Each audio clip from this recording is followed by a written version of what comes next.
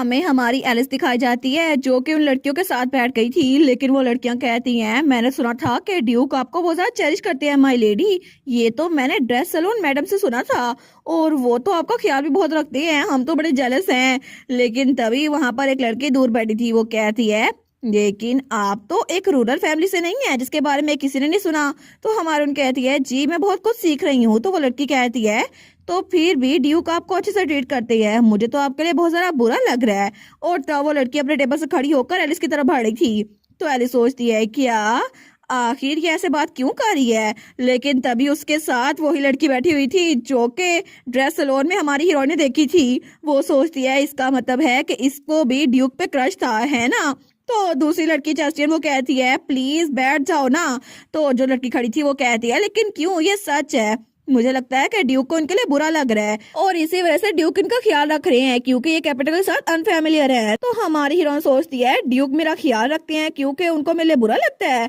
वो कहती है यहाँ पर थोड़ी गर्मी नहीं हो रही और तभी अपनी रिंग शो करती है उनको।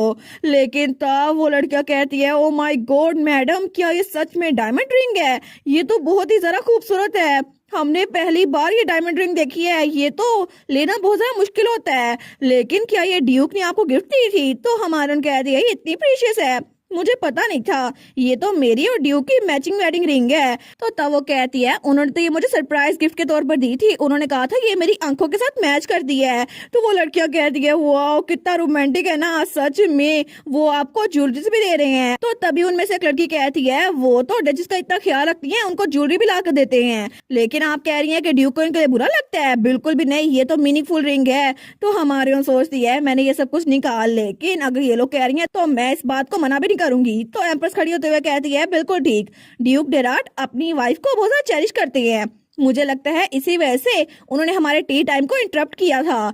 तो हमारे उन सोचती है ये तो उसकी बात कर रही है जब पिछली बार ये मुझे फ्लावर गार्डन में ले गई थी, लेकिन ड्यूक दरमियान में ही आ गया था और इसी वजह से ये मुझसे अपनी बुरी बात कर नहीं पाई। तो तब बाकी कहती है क्या हुआ था, लेकिन ये तो रूड नहीं होता एम्प्रेस की टी पार्टी में आना। तो हमारी एलिस खड़ी होते हुए कहती है मुझे माफ कीजिएगा उस दिन के लिए और मेजेस्टी, मुझे लगता है कि ड्यूक बहुत सरप्राइज थे कि आपने मुझे इनवाइट किया था एम्प्रेस के पैलेस में और फॉर्मेलिटीज को स्किप कर दिया। तो बाकी लड़कियां कहती हैं क्या? तो हमारी हीरोइन कहती है मैं बहुत ज्यादा ग्रेटफुल हूँ कि आपने अपने इतने खुले दिल से हमें माफ कर दिया था। तो एम्प्रेस कहती है जी जी बिल्कुल, ऐसी कोई बात नहीं है, वैसे भी उन्होंने एम्पायर के लिए बहुत ज्यादा कंट्रीब्यूट किया है। लेकिन वो दिल में सोचती है सच में इसे लगता है ये रिस्पॉन्सिबिलिटी मेरी है, ये तो बड़ी चालाक बनती जा रही है। तो एम्प्रेस कहती है यहाँ पे बैठना बहुत ज्यादा बोरिंग है, तो क्या हम लोग वॉक करें? तो बाकी लड़कियां कहती है योर मैजेस्टी एम्प्रेस, क्या हम भी आपके साथ चल सकते हैं? वो कहती है ऑफ कोर्स। लेकिन हमारी वाली सोचती है फाइनली अब ये लोग मुझसे दूर हो गई हैं, तो क्या मैं जाके वाई काउंटर्स को ढूंढूं? लेकिन तब वो वहां से बाहर निकलने लगती है। लेकिन हमारी हीरोइन सोचती है हंटिंग कंपटीशन तो स्टार्ट हो चुका है, एम्प्रेस ने जरूर उसके लिए एक ट्रैप बना दिया होगा हंटिंग ग्राउंड में, तो मुझे वाई काउंटर्स को जल्दी ढूंढना होगा। लेकिन अगर मैं उसको सीक्रेटली फॉलो करूँ ना तो मे भी हेसिस उसको मारने की कोशिश करे, तो मैं ड्यूक को उसी वक्त बुला लूंगी इस रिंग के जरिए। और ड्यूक ने कहा था अगर आप इस जूल के ऊपर अपना थोड़ा सा ब्लड डालेंगी ना तो आप जहाँ भी होंगी ना मैं वहां पर आ जाऊंगा। वो सोचती है आई विश मैं डिवाइन पावर के जरिए उस इंसान को खुद ही कैच कर लेती, लेकिन जैसे पिछली बार मेरे कमरे में असैसिन आया था ना तो मैंने उसको नुकसान पहुंचाने के बजाय हील कर दिया था, इसी वजह से मैं ऐसा कुछ नहीं कर सकती। लेकिन आखिर वाइकाउंटस रोजेटा है कहाँ पर? ओरिजिनल स्टोरी में तो उसके स्काई ब्लू हेयर थे, लेकिन यहाँ पर तो कितनी लड़कियों के बाल ऐसे ही हैं। तो तभी वो आगे बढ़ने लगती है लेकिन किसके पाँव पे गलती से पैर रख देती है। तो तभी वो लड़की वो कहती है आउच। तो हमारे उन कहती है मुझे माफ कीजिएगा, क्या आप ठीक हैं? तो वो लड़की कहती है बिल्कुल मैं ठीक हूँ। तो हमारी एलिस को देखकर सोचती है ये कितनी क्यूट है, बिल्कुल किसी पीच की तरह लग रही है, आखिर ये हंटिंग ग्राउंड में क्या कर रही है? लेकिन तभी एक आदमी वहां पर आता है, वो कहता है एक्सक्यूज मी। तो हमारे सोचती है ये तो एम्पीरियल फैमिली का नाइट है। तो वो कहता है आप यहाँ पर थी वाइकाउंटस रोजेटा? तो हमारी हीरोइन उसको देखती है, वो कहती है क्या वाइकाउंटस? तो तभी वो लड़की अपनी कैप उतारती है तो उसके स्काई ब्लू बाल थे। तो तब हमारे सोचती है ये जरूर वाइकाउंटस रोजेटा ही होगी। तो वो नाइट उसको एक ब्रेसलेट देते हुए कहता है आपने कहा था कि आप हंटिंग कंपटीशन में पार्टिसिपेट करने वाली हैं, तो आपको ये मैजिक ब्रेसलेट पहनना होगा। वो कहती है थैंक यू। तो हमारी वाले सोचती है मैंने अब इसको डायरेक्टली देख लिया है, मुझे इसके लिए बुरा लग रहा है क्योंकि एम्प्रेस इसको जान से मारने वाली है। लेकिन तभी वो लड़की वो दूसरी तरफ मुंह करती है और तब अपनी ब्रेसलेट को सीख कर रही थी। तो एलिस सोचती है एम्प्रेस सिर्फ इसको इसलिए मारेगी क्योंकि ये वाइकाउंटस ये प्रेग्नेंट है और इस बच्चे का फादर वो कोई और नहीं सेकंड प्रिंस है, एम्प्रेस का बेटा। सेकंड प्रिंस उसने रोजेटा फैमिली को प्रेशर किया था ताकि वाइकाउंटस को अपनी मिस्ट्रेस बना सके, अपनी वाइफ नहीं। लेकिन बाद में जब वाइकाउंटस रोजेटा प्रेग्नेंट हो गई तो सेकंड प्रिंस ने उनको अबंडन कर दिया और रिस्पॉन्स में वाइकाउंटस ने कहा कि वो एम्प्रो को ये सब कुछ बता देंगी। लेकिन जब ये सारी खबर एम्प्रेस को मिली तो उन्होंने प्लान बनाया कि वो इस लड़की को ही जान से मरवा देगी। लेकिन एम्प्रेस तो सच में बहुत ज्यादा घटिया है, मुझे लगता है मुझे इसको बचाना पड़ेगा। तो हमारी एलिस कहती है आप जरूर रोजेटा फैमिली से होंगी ना। तो वो कहती है मैंने आपको ग्रीट नहीं किया, मैं हूँ सेलिन रोजेटा, आप तो डचेस ऑफ जेराट होंगी ना। तो हमारी उन कहती है तुम मुझे जानती हो। तो वो लड़की कहती है ऑफ कोर्स, आप तो एम्पायर के फेमस ड्यूक और डचेस है ना। हमारी उन कहती है अच्छा ये बात है, लेकिन मैं पहली बार हंटिंग कॉम्पिटिशन में आई हूँ, लेकिन क्या आप भी पहली बार आई हैं। वो कहती है बिल्कुल, वाइकाउंट मेरे फादर उनकी लेग इंजर हो गई थी जिसकी वजह से उनकी जगह मैं पार्टिसिपेट कर रही हूँ। तो हमारे सोचती है ओरिजिनल स्टोरी में तो वाइकाउंटस जानबूझ के नहीं गई थी, वो तो गलती से गई थी हंटिंग ग्राउंड में। लेकिन लगता है कि ओरिजिनल स्टोरी थोड़ी चेंज हो गई है, तो क्या एम्प्रेस इसको नहीं मारेगी। लेकिन तब हमारी हीरोइन कहती है ये एम्पीरियल इवेंट है ना, तो मुझे लगता है कि ये मेरे लिए भी अच्छा होगा पार्टिसिपेट करना। हिज मैजेस्टी एम्पर की तरफ से एक इनविटेशन आया था, क्या आपको भी एम्पर या एम्प्रेस दोनों में से किसी ने कुछ कहा था। तो तब वो कहती है क्या, तो हमारा कहती है मतलब कोई इनविटेशन। वो कहती है वेल उन्होंने मुझे एक इनविटेशन भेजा था, लेकिन उसमें लिखा हुआ था कि मैं एम्पीरियल इवेंट को मिस ना करूं क्योंकि ये बहुत लंबे अरसे बाद रखा जा रहा है। तो हमारे सोचती है लगता है कि ड्यूक के मेंशन में ऐसा कुछ भी नहीं था, वहां पर तो सिर्फ इनविटेशन की फ्रेज लिखी हुई थी। लेकिन ऐसा लगता है कि एम्प्रेस ने जानबूझ के इसको कहा कि ये इवेंट मिस ना करे क्योंकि आज ही इसको मरवाने का पूरा इरादा रखती है। तो हमारी हीरोइन कहती है वेल आई गेस मैंने इनविटेशन सही से देखा नहीं, लेकिन इसका मतलब है कि आप सीधा कंपटीशन स्टार्ट होने से पहले हंटिंग ग्राउंड में चली जाएंगी। वो कहती है जी लेकिन मैं फिक्रमंद हूँ क्योंकि मैंने कभी भी तलवार नहीं चलाई। तो हमारी एलिस कहती है आप तो सच में बहुत ज्यादा अमेजिंग है, आप अपने फादर की जगह इस इवेंट को अटेंड कर रही हैं। वो कहती है थैंक यू ये कहने के लिए मैडम, लेकिन हमारे सोचती है मैं क्या करूं, मैं तो खुद हंटिंग ग्राउंड में नहीं जा सकती। तो एलिस कहती है बाय द वे क्या नोबल लेडीज भी हंट में पार्टिसिपेट कर सकती हैं। वो कहती है ऑफ कोर्स वो अकेले पार्टिसिपेट कर सकती हैं, लेकिन वो अपने फादर ब्रदर के हस्बैंड के साथ भी जा सकती हैं। तो एलिस सोचती है ठीक है यही बात। तो वो जाते हुए कहती है मैं आपसे बाद में मिलूंगी, मुझे अपने हस्बैंड के पास जाना है। वो कहती है ठीक है। लेकिन थोड़ी देर बाद हमें वही कैंप दिखाया जाता है जहाँ पे ड्यूक किसी के साथ बात कर रहा था। तो तभी वहां पे एलिस आते हुए कहती है ड्यूक। वो सोचता है ये आवाज, तो तब वहां पे एलिस आ गई थी उस सेक्शन में। तो वो कहता है आखिर हो क्या रहा है। तो एलिस कहती है नहीं नहीं कुछ नहीं, मुझे आपसे कुछ बात करनी थी। लेकिन क्या आप पहले किसके साथ बात कर रहे थे। तो ड्यूक कहता है वेल ये है काउंट रेटरन जो के साउथ के मार्ग्रेव है और मैं इनसे बात कर रहा था। वो कहता है मैं फाइनली आपसे मिल पाया डचेस, मैंने तो आपके बारे में बड़ी रूमर सुनी थी। तो हमारे कहती है आपसे मिलकर खुशी हुई काउंट रेटरन, मैं हूँ एलिस डराट।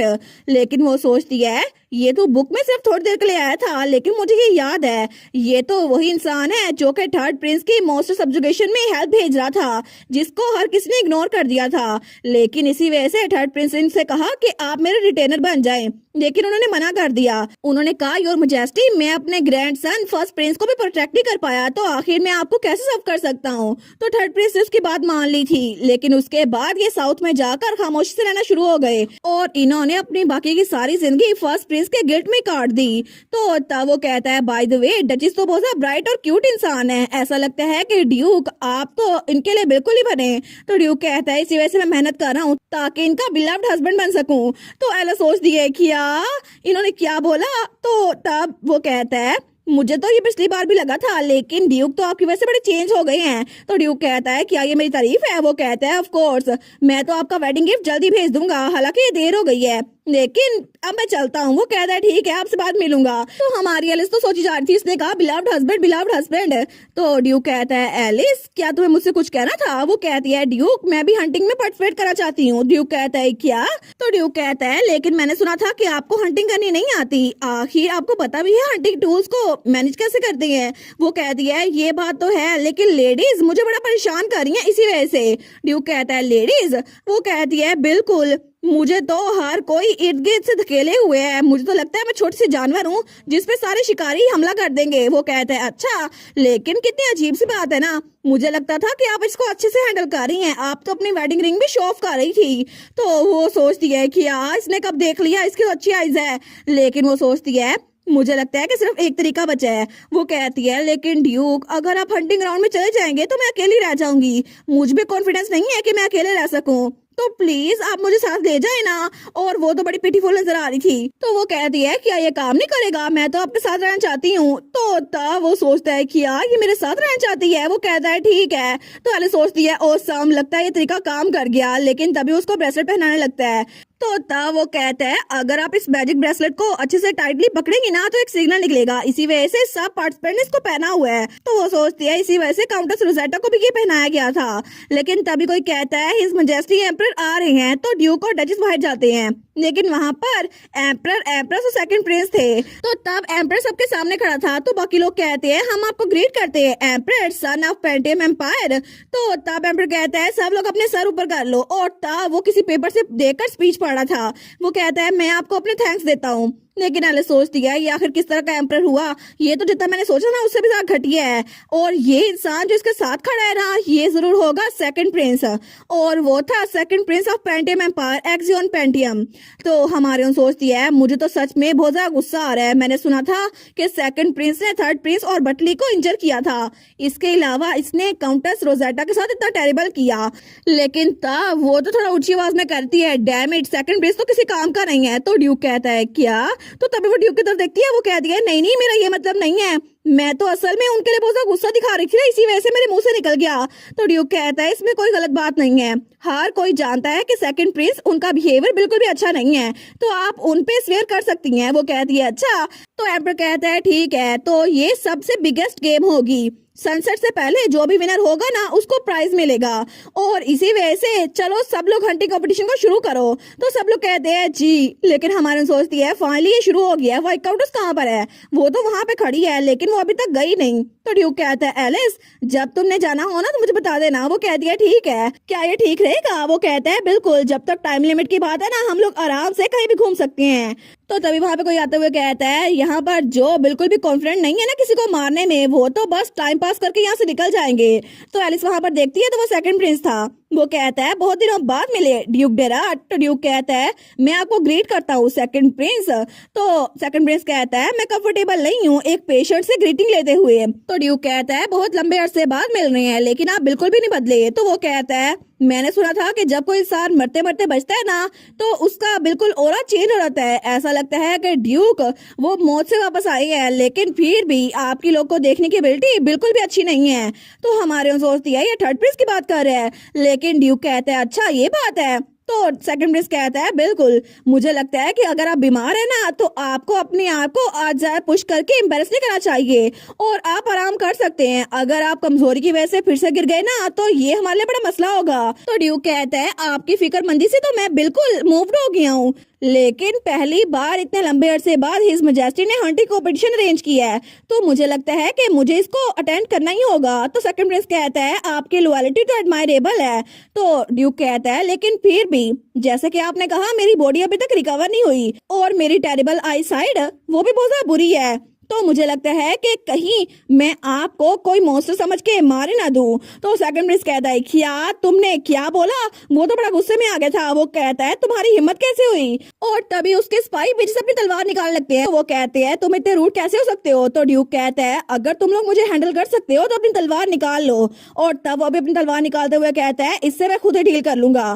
तो वो लोग डर जाते हैं, वो अपनी तलवार वापस रख देते हैं। तो तब सेकंड प्रिंस कहता है ठीक है तुम लोग पीछे हो जाओ, इवेंट अभी स्टार्ट हुआ है तो कोई कमोशन ही चाहिए मुझे। और तब वो जाते हुए कहता है मुझे लगता था मैं बड़ा फिक्रमंद हूँ लेकिन ऐसा लगता है ड्यूक अच्छी हालत में है तो अब हम चलते हैं। लेकिन तभी हमारा ड्यूक कहता है by the way your majesty मुझे लगता है कि मेरी आईसाइट वो इतनी भी बुरी नहीं है, तो मैं आपको ये बात प्रूव करके रहूंगा। तो सेकंड प्रिंस सोचता है क्या उसकी हिम्मत कैसे हुई, लेकिन तब वो वहां से कुछ भी कहे बगैर पलट जाता है क्योंकि उसको तो खुद भी फाइटिंग नहीं आती थी। तो एलिस कहती है ड्यूक आप तो बेस्ट है, ऐसा लगता है कि मेरी सारी फ्रस्ट्रेशन वो चली गई है, आप तो बड़े कूल है। तो ड्यूक सोचता है कूल।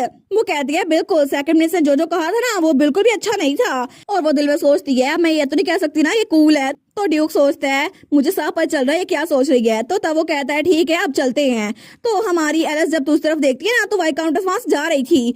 तो वो सोचती है ये अब भी हंटिंग ग्राउंड में जा रही है, तो ड्यूक हाथ पकड़ते हुए कहती है हमें उसको फॉलो करना होगा, जल्दी चलते हैं। ड्यूक कहता है ठीक है। लेकिन तभी दूसरी तरफ हमें ड्यूक का मीनार दिखा जाता है जहाँ पे थर्ड प्रिंस प्रैक्टिस कर रहा था। लेकिन वो सोचता है ड्यूक के साथ साथ तो मैं अच्छे से ट्रेनिंग कर पाता हूँ, लेकिन ऐसा लगता है जब मैं अकेला हूँ तो मेरी मूवमेंट्स बहुत ज्यादा स्लो हो गई हैं। तो तभी बटली उसका डॉग उसकी तरफ हटता है अपने मुंह में तलवार लिए हुए। तो थर्ड प्रिंस नीचे झुकता है, वो कहता है क्या तुम मेरे साथ प्रैक्टिस करने वाले हो? मैं तो सच में तुम्हारा बड़ा शुक्रगुजार हूँ। लेकिन तभी वहां पे कोई और आते हुए कहता है तो क्या मैं आपके साथ प्रैक्टिस ना करूँ? और वो थी सेना। तो थर्ड प्रिंस कहता है यंग लेडी, लेकिन क्या आपको पता है स्वॉर्ड को कैसे हैंडल करते हैं? वो कहती है मुझे बेसिक्स पता है। और वो बटली से कहती है क्या तुम मुझे इसे उधार दे सकते हो? तो वो कहती है जब मैं छोटी थी ना तब मैंने मैजिक और बाकी चीजों को स्टडी किया था, लेकिन मुझे उसमें इंटरेस्ट था और मैं बड़े भाई कैलस को भी देखा करती थी। तो थर्ड प्रिंस कहता है यंग लेडी आपने क्या नहीं सीखा? वो कहती है वेल मुझे लगता है कि मैं योर मुझे से अच्छे से कर रही हूँ, लेकिन अभी के लिए आप वार्म अप कर सकती हैं, मैं आपके साथ प्रैक्टिस कर सकती हूँ। वो कहता है ठीक है तो मैं तैयार हूँ। लेकिन तभी वो लोग अपनी प्रैक्टिस शुरू करते हैं तो तब सेना उस पर भारी पड़ रही थी और उसकी तलवार थर्ड प्रिंस की तलवार से टकराती है। वो कहता है सच में आपने सिर्फ बेसिक सीखी है? तो सेना कहती है टेंस होने की जरूरत नहीं है, फोकस करें ठीक है। लेकिन तभी वो सही से उसके साथ लड़ाई कर रही थी और उन दोनों का कंपटीशन बड़ा तेज चल रहा था। तो बटली उन दोनों को देखते हैं, वो सोचता है ये लोग तो बिल्कुल खेल रहे हैं और उनके हाथों में जो तलवारें हैं ना उसको तो बिल्कुल टॉयज लग रहे थे। और तभी वो आगे बढ़ने लगता है, वो सोचता है मैं भी इनके साथ खेलता हूँ। तो थर्ड प्रिंस उसको देखता है, वो कहता है बटली तुम कहाँ आ रहे हो? लेकिन बटली भागता हुआ उनकी तरफ आता है। तो तभी वो थर्ड प्रिंस के ऊपर जंप करता है। तो थर्ड प्रिंस कहता है क्या? लेकिन तभी सेना उसके आगे थी तो तब वो नीचे गिरने लगता है, तो तब वो तीनों नीचे गिर गए थे। तो थर्ड प्रिंस कहता है बटली मैंने तुम्हें कहा था ना ऐसे किसी पे नहीं कूदते। लेकिन तभी वो सेना के ऊपर गिरा हुआ था।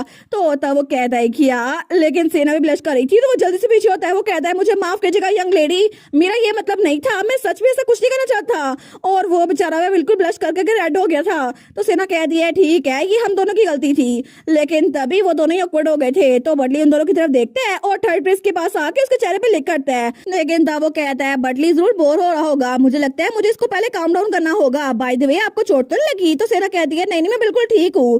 तो तब वो खड़ा होता है तो बटली सेना के पास आता है। लेकिन तब थर्ड प्रिंस सेना की तरफ हाथ बढ़ाते हुए कहता है आप प्लीज मेरा हाथ पकड़ ले माय लेडी, मुझे लगता है कि आज के दिन मुझे और प्रैक्टिस करनी होगी, तो क्या आप मेरे साथ वार्म अप करवा सकती हैं? मुझे लगता है कि आप बहुत अच्छी ट्रेनिंग पार्टनर है। तो तब सेना उसका हाथ पकड़ते हुए कहती है ऑफ कोर्स मैं आपके साथ प्रैक्टिस कर सकती हूँ। तो थर्ड प्रिंस भी स्माइल करता है, वो कहता है थैंक यू। लेकिन बटली वो कहता है जल्दी करो मेरे साथ खेलो, क्योंकि उसको तो सिर्फ खेलने की पड़ी थी। और मुझे लगता है कि डचेस से ज्यादा तो बटली उन दोनों का क्यूपिड बना हुआ है जो कि दोनों की लव लाइफ शुरू करवाने के पीछे तुला हुआ है। और इसी के साथ ये वाला पार्ट यहीं पर ख़त्म। तो आप लोग बताइएगा आप लोग को ये पार्ट कैसा लगा, और वीडियो को लाइक और चैनल को सब्सक्राइब लाजमी कीजिएगा। बाकी वीडियोस का लिंक भी स्क्रीन पर नज़र आ रहा होगा, तो काइंडली उनको भी चेकआउट कर लें। और thank you so much for watching my videos. Stay safe, bye bye.